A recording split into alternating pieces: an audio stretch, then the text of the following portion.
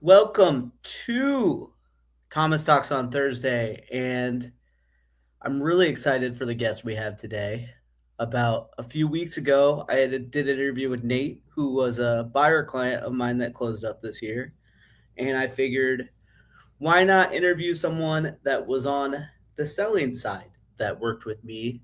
So today I have another great friend of mine from Norwalk High School, Matt. How long have we known each other? Oh, probably 20 years at least. That seems about it might be more than that. Matt, we're getting old. I think we met each other in middle school.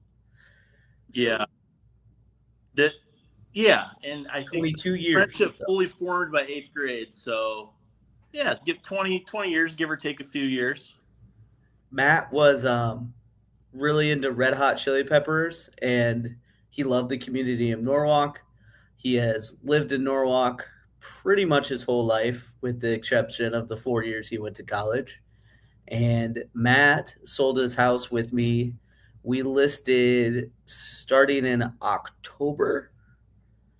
And I think this will be an interesting one to talk about because, from my perspective, I think of all the listings I've ever had, this is the one that I have tried the most marketing tricks on. We did a large amount of open houses. I did direct mail for the house. I did online advertising for the house.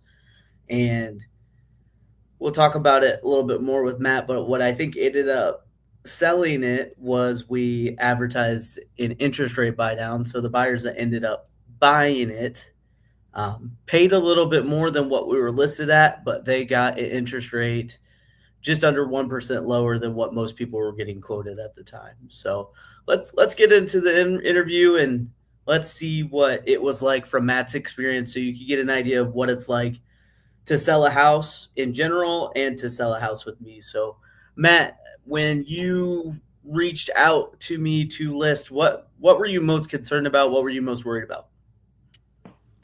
Selling it fast and making it happen quickly, Okay. and also getting a good price. Yeah, yeah. So that I was gonna say, funny enough, that kind of leads directly into the next question because I think this is the push and pull with most sellers, right?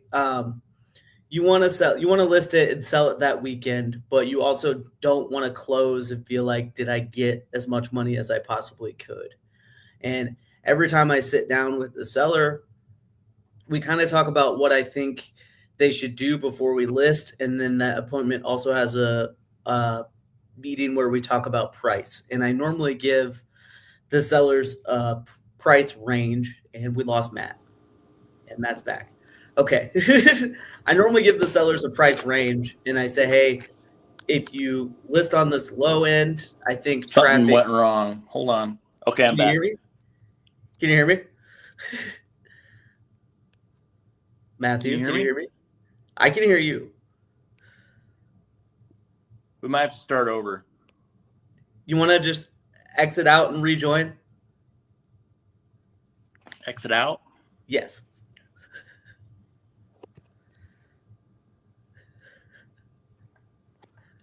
It is a live stream. You there?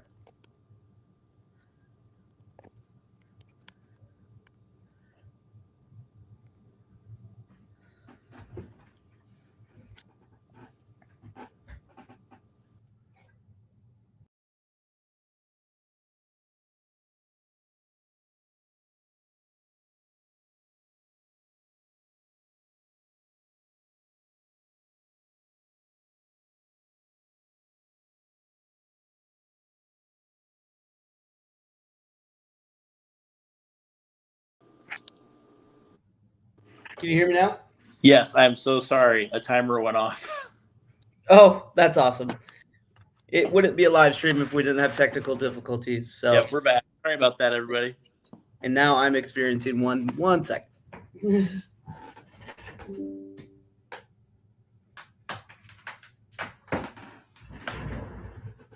My laptop was running out of battery.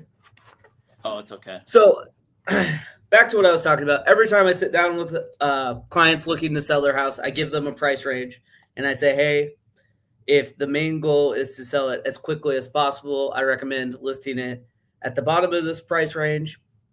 From my experience, a majority of the times, what ends up happening is if you underlisted it, if you listed it too low, there will more than likely be more than one buyer interested. They will compete against each other, and your house will kind of sort of find its level. It'll find its right price.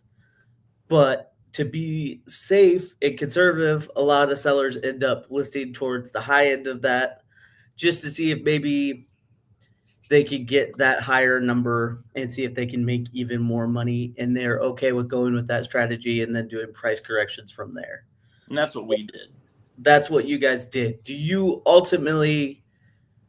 feel good about that decision at that time? And then looking back at it now, do you feel like that was the right decision? Yeah, I feel like it was the right decision. I mean, the timing of selling the house was right before winter, and the market has been very challenging. Um, and it's a great house. It's on the smaller side for Norwalk, but no, I think we ultimately we thought it would at the price that it was listed at would sell a lot faster than it did, but I think a lot of that had to do with just the way the market is right now. So we ended up decreasing the price. So, asking you this question now, and I didn't have this planned, but I'm just kind of curious. Looking back at it,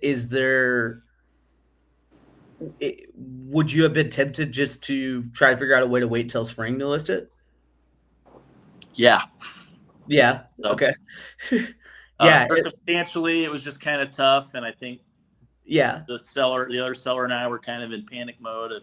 Yeah. But yeah, there was some Yeah. hindsight. Ultimately, like in an ideal world, like I think if you in central Iowa market, if you list sometime between February and the end of September, you're listing in a pretty good market. Once you start getting towards Thanksgiving coming up, it gets tougher and tougher because those holidays just start to stack one on top of each other.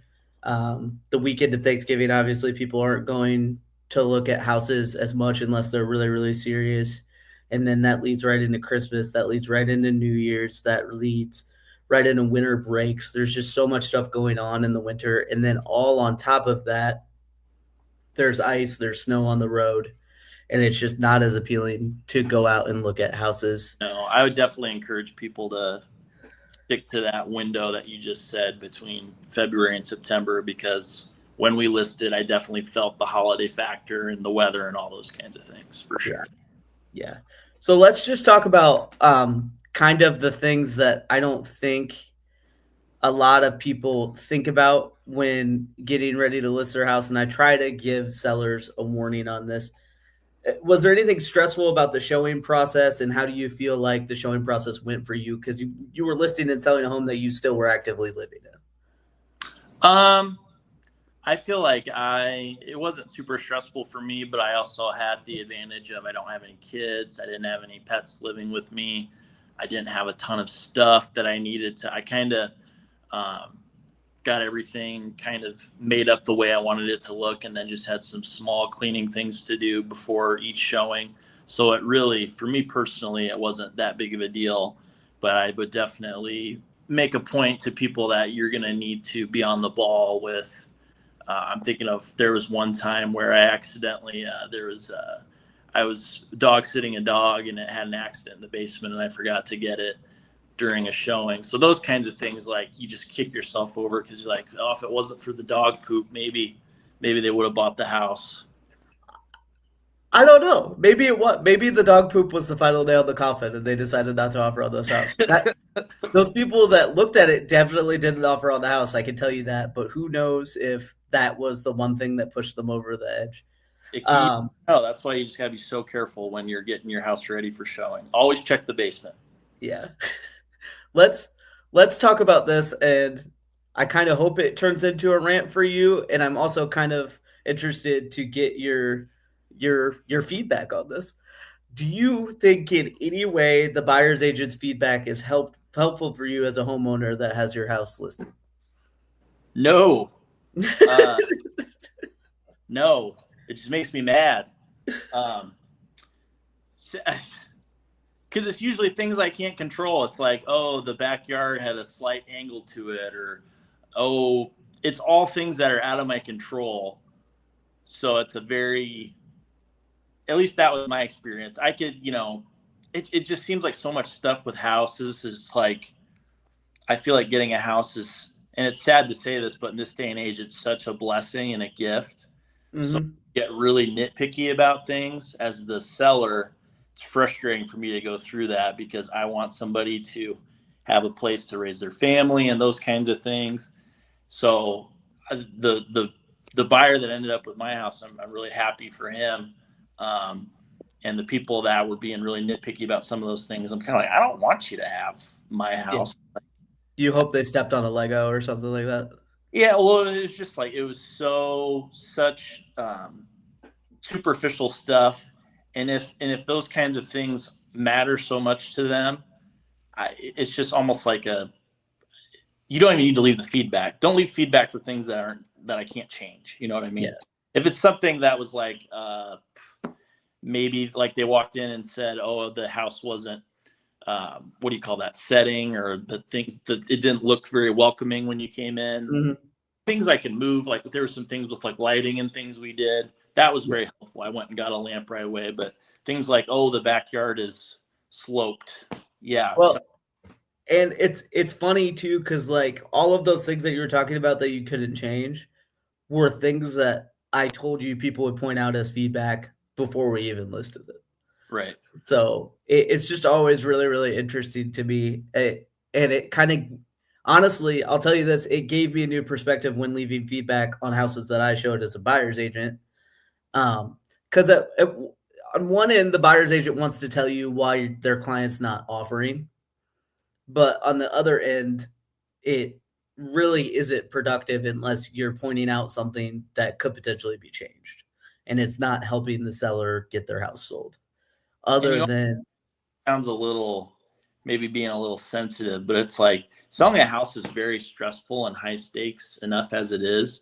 So just as a human courtesy thing, sometimes I feel like it's like just be gentle with some of the things that you're saying. Because there's some of the feedback I got that was like, even if it didn't mean to come off as nasty, it was kind of like, the heck you're talking about right now.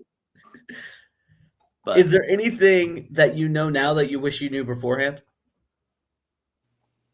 I think the the waiting to sell till spring, I think just by the nature of why we were selling the house and some of those kinds of things, we didn't have a chance to, me and her didn't have a chance to process that. But I think if her and I could have come to an arrangement on that, we would have made some more money by waiting a little bit. But it is what it is.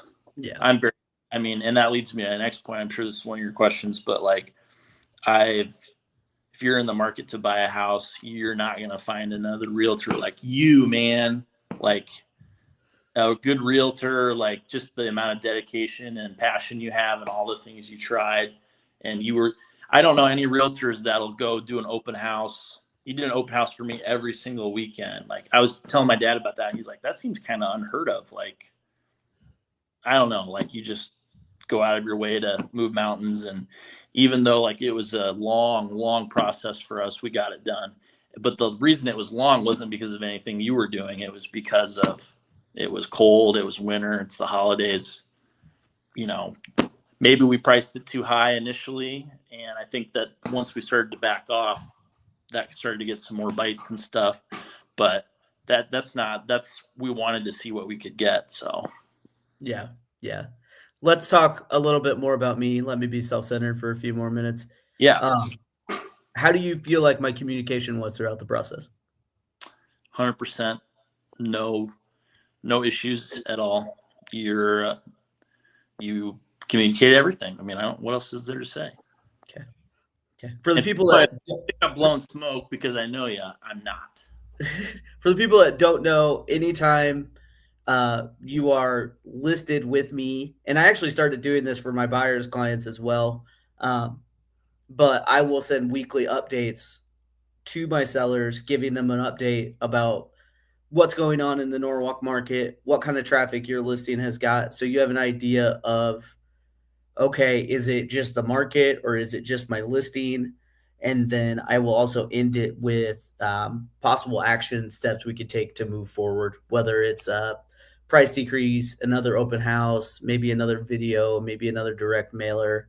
Um, just things that I'm thinking about doing going forward just to try to keep momentum going. Because the last thing I want to do is just be that agent that lists a house for someone and then 2 weeks go by, we don't get an offer, and then all I'm talking about is price decreases. I want to show people, one, where the market's at, two, what all I am trying to do to get the most eyes on the listing as possible. Because I know from there, if I get as many eyes on the listing as possible and a ton of people are looking at it, um, the and I'm getting people in the door, then that normally does mean that it's price. Um, and I want to feel confident having those conversations with sellers saying, no, people are looking at it. It's just no one's offering. So that's kind of the holdup. Yeah, How did you feel like the inspection process went? Your guys's wasn't anything crazy. I think they ended up asking for a radon mitigation system, and then they asked for a front storm door to be fixed. But yeah. It was, the, um, was there I any could part of it that was stressful at all, like waiting for the request? no, I could see how it could be stressful for a seller depending on how many conditions are being asked for and the age of their house. But the house we sold was, I think it was built in 2021, so it's not that old of a house. There wasn't much for issues or anything, so that And, part was just fine. and you guys were always, and this is kind of a tip to talk to homeowners right now. You guys were always pretty on top of, if something was wrong that you noticed, you guys would always get it fixed. Oh, So it's not like you guys were doing one of those things that right before you listed it, it's like, oh, that outlet hasn't worked forever. We need to get that fixed really quick. Like you guys were fixing problems as they came up in the house and didn't have a bunch of deferred maintenance. So the inspection process um, was really pretty easy for you guys. and I would And suggest if you're installing a storm door but you're not really sure what you're doing, just get a professional to do it. It'll save you some money. yeah, text me for his info, but Tyler Thompson. Yeah, he's the one because mine I tried to install it initially when we bought the house. There's some errors made and some dents and things and squeezing it in places that it wasn't supposed to go. And they wanted a new storm door. So call Tyler. And just get it installed correctly. Yes. All right. Last question. I appreciate you being on, man. This has been really fun. And I think Likewise. hopefully insightful for people thinking about listing their house. Any advice to future sellers? Um,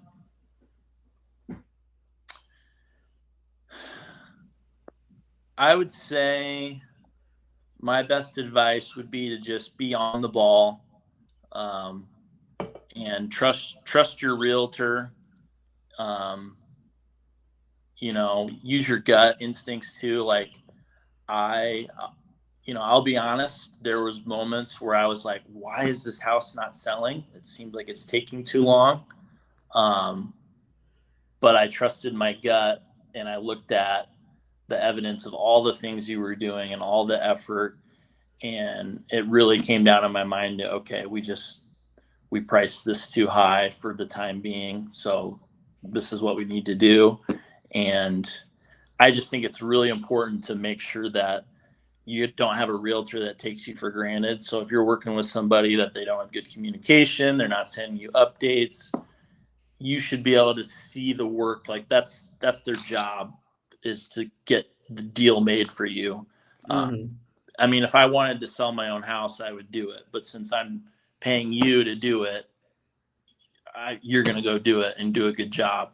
So that's my advice to sellers and buyers, is just make sure whoever you're working with, make sure it's somebody like Thomas Meinhardt, who is going to take care of business and be there for you and not for himself.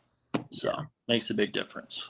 I appreciate it, buddy. That means a lot. It is kind of interesting. I honestly don't know.